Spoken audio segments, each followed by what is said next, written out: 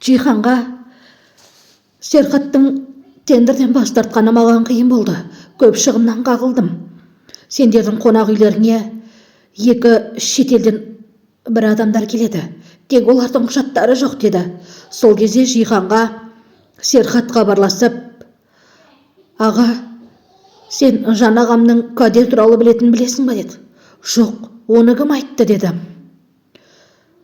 Жан ағам Кадирге анаң ашуланғанда шашын осылай бұйралайды деп айтқан екен деді. Ал Серхат телефонды қойып ойлана бастады. Сөйтті де тапаншасын алуға барды. Сөйтіп тапаншасын алып киініп шығып бара жатқан кезде алдынан Зейнеп шықты. Бірақ ол көлігіне отырып Зейнепке қарамай кете барды. Ал Зейнеп Кадирдің бөлмесіне келгенде Кадир ойланып отырған. Оған сыйлықтар алғанын, қаламсаптар алғанын айтып жатты. Сол кезде Кадир, Зейнеп әпке, мен құпияны айтып қойдым деді. Қандай құпияны айтып қойдың? Елким мен Қайелға анаңның кім екенін айттың ба деді. Жоқ, менің шашымды бұйралағаным анамның ашуланған кезіне ұқсайды екен. Соны Серхат ағама айтып бердім деді. Не? Серхат айттың ба деді. Сөйтті де Зейнеп Жиһанға хабарласты. Жаңағы Кадир туралы біледі екен деді. Ал Кадир бөлмеде оңаша қалды. Ал Зейнеп болса Серхаттың кабинетіне барып тапаншаның орнында жоқ екенін айтып, Кадир Серхатқа барлығын айтқан екен. Тапаншасы орнында жоқ деді. Ағаңыз қай жақта тұрады деді. Ағамның үйі жоқ, ол кемеде тұрады деді. Сөйтті де телефонды өшіріп барлығы жүгіре жүрді. Ал Серхат болса ағасы Жанға келді. Қош келдің бауырым, төрлет, қарның ашқан болар. Түріңе не болған деп Жан оның бар жағдайын жасауға тырысып жатыр. Ал Серхат болса көңіл күйі жоқ адам құсап қарап тұр. Аға, сен Кадир туралы білдің бе деді. Үйіңдегі кішкентай қыз туралы ма деді. Иә, білдім. Барлығын саған түсіндіріп айтайын деді. Сен менің әйеліммен, яғни туған бауырымның әйелімен деп айтып жатқанда Зейнеп те келе жатты. Ал оны естіген Жан, жоқ, Серхат, сен дұрыс түсінбедің. Олай болуы мүмкін емес. Мен сенің әйеліңмен тапаншаңды түсір. Мен саған барлығын түсіндіріп айтып берейін. Олай емес деді. Ал Зейнеп Серхаттың көлігін көріп, осындай екен ғой деп келе жатқан кезде тапаншаның даусы шықты. Оны естіген Зейнеп шошып жүгірді. Ал Серхат болса мелшиіп қарап тұр. Оны көрген Зейнеп қорқып кетті. Ал Жанның ағып жатқан қан тоқтатпақшы болды. Сол кезде Жиһан келді. Ал Зейнеп болса жедел жәрдем шақырмақшы болғанда, сендер бұл жерден кетіңдер деді. Сен Серхатты алып кет деді Зейнепке. Ал Жан болса, менің жол сөмкемде хаттар бар, сол хатты ал деді. Ал Зейнеп болса, жүр, абайлап жүр. Көлікті мен жүргізем, уайымдама, сен көлікке отыра бер деп Зейнеп көлікті айдап кете барды. Ал Қаял мен Елким анасының алқасына таласа бастады. Ол анамның алқасы ғой, неге ақтарып жатсың деді Қаял Елкимге. Оны анам маған берем деген, жарыстан жүлде алсаң деді. Сол кезде екеуі таласып жатқан кезде алқа үзіліп кетті.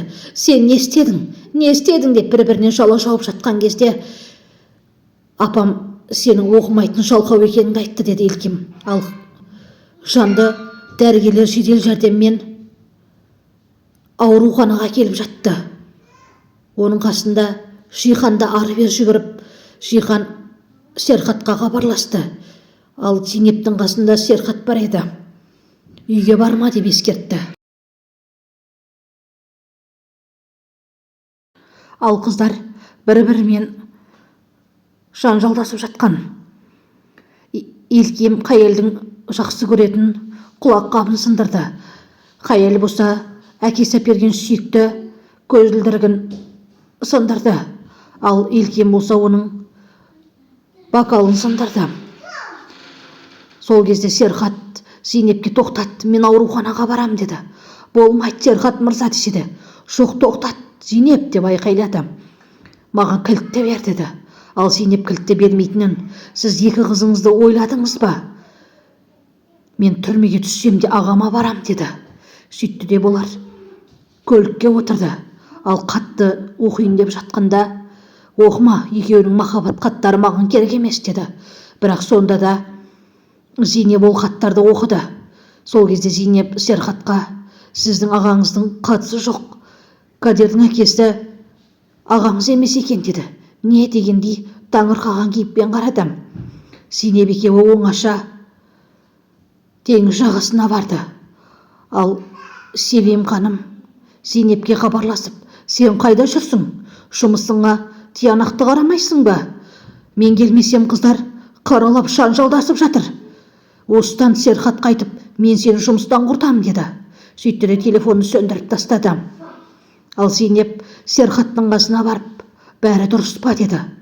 Ал Серхат үндемей Зейнепке қарады. Кадер болса нанға май жағып жеп жатқанда Себем ханым келіп, сен не істеп жатырсың? Қолың кір-кір, еш жер ұстама бұлғайсың деді. Осыны жеде, бөлмеңе бар, киімдеріңді жина, әпкең келген соң бұл үйден кетесіңдер деді. Жарайды деді. Ештеңені ұстамайым, ас үйді жинап қоям деді. Жарайды, соны жеп қарныңды тойдырда, бөлмеңе бар деді. Біз қайда барамыз деді. Қайдан келсеңдер сонда барасыңдар деді. Жихан ауруханада. Сол кезде Серхат пен Зейнеп ауруханаға келді. Ағамның жағдайы қалай деді. Бір қалыпты, өміріне қауіп жоқ деді. Ағамнан кешірім сұрамайынша бұл ауруханадан кетпеймін деді. Зейнептен сұрады. Кадердің әкесі ағаңыз емес екен деді. Сонда кім деді. Хатқа ештеңе де жазбаған. Аған әкесінің кім екенін деді. Зейнеп, мен қоңыраудың егесін таптым деді. Ол кім деді. Ертең бірге барайық деді. Ал Зейнеп осы кезде үйге кіріп келе жатқанда Себем ханым ашуланып артынан Серхат кірді. Ал қыздар қорқып тұрды, әкем қазір бізді жазалайды деп.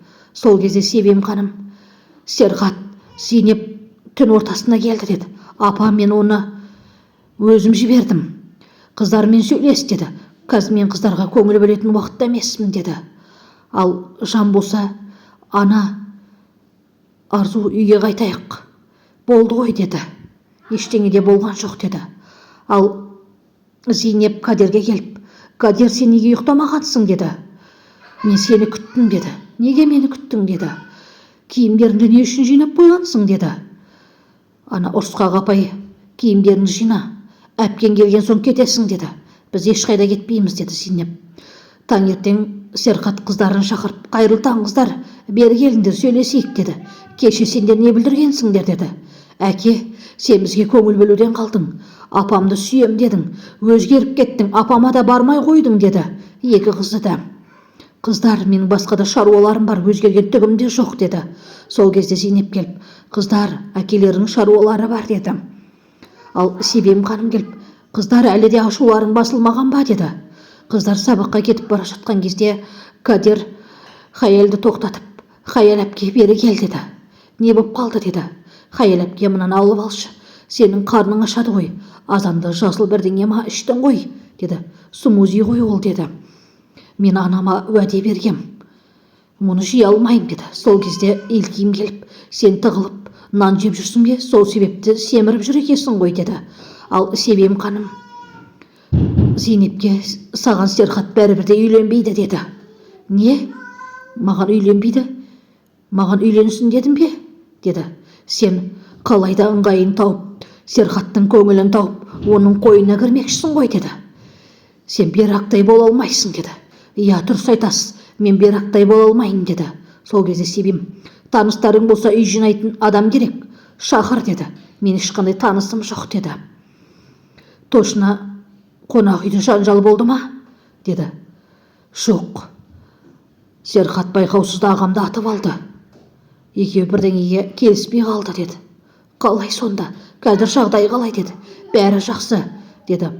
Егер де бұрынғы ғашығыңа ауруханаға баратын болсаң, айтпады деме. Ол менің ағам ғой. Ағам деп ол маған қамқорлық жасап жүр. Сен әлі де сенбейсің бе деді. Мен ешкімге де сенбеймін деді. Фильмнің жалғасы бар. Арнама тіркеліп кетеміз.